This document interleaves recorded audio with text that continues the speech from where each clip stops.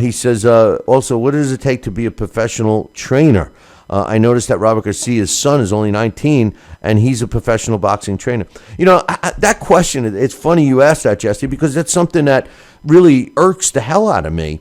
As a matter of fact, I was talking to someone about that just the other day. Oh, actually, Pat Holmes, who's a trainer out in New Mexico, and he's actually trains a couple of his sons, but he also has been to Big Bear and with Oscar De La Hoya, and he's been around. Actually worked with Roger Mayweather when Floyd was fighting.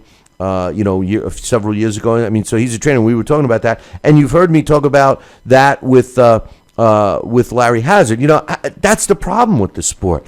Anybody can be a trainer. Now, I'm not discrediting Robert Garcia's son at all at 19 years old. But my point is that I, who am not a trainer, never said I was.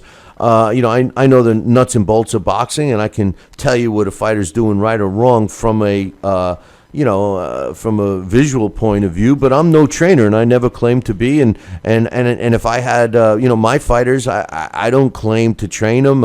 I might ask a trainer a question. I might say, hey, I'm noticing he's doing this, doing that. And the trainer says, yeah, shut the F up. You're not the trainer. And I went, oh, yeah, that's right. But the truth of the matter is that I could, if I paid the fee, I could be the chief second. And every commission, I mean, it's terrible how they let it do it. And that's one of the issues that Larry Hazard and I talked about. I believe that boxing, and by the way, it's the only sport like that. You're not going to step into the NFL and say, hey, by the way, I'm a coach. Oh, okay. Hey, you know what? The Lions are looking for a new coach. You want to coach? So something like that. No, it doesn't happen. You got to have experience in it. The same thing today. I think the problem with a lot of the trainers is they're not training. They're not trainers. They're not teachers. They're rah-rah men. I listen. All I know is when I heard on TV not too long ago a trainer, say to his fighter in between rounds, literally, hey, listen, you got to hit him more. And by the way, don't let him hit you anymore. Ding. It's like, what? What the hell is that? Yeah, no kidding. I mean, come on. It's like, come on, Captain Obvious. No shit, Sherlock, etc. All of them. It's like, give me a break, right? We don't have good teachers anymore. And the reason we don't have good teachers as trainers is because boxing's not a trade anymore. How many fighters, even top guys, they box as a part-time gig. They work someplace during the day, and then after work they go in the gym and they train and they pick up a fight here and there and they work it through where their job is, and they get off for the fights and everything else.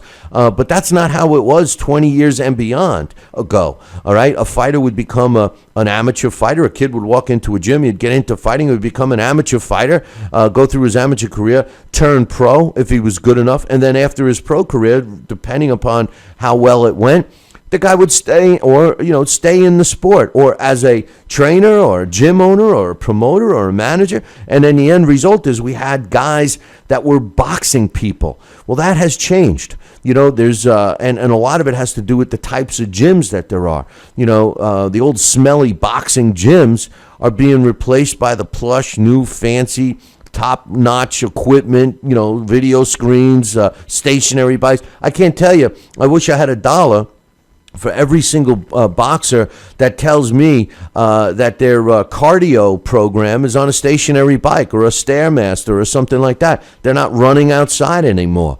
which I think is bad. So, to be honest with you, what I think it should take to be a professional trainer is some type of an educational process. I think that all trainers on the pro level should take some kind of a course, and for that matter, they should be taking it in our amateur program as well.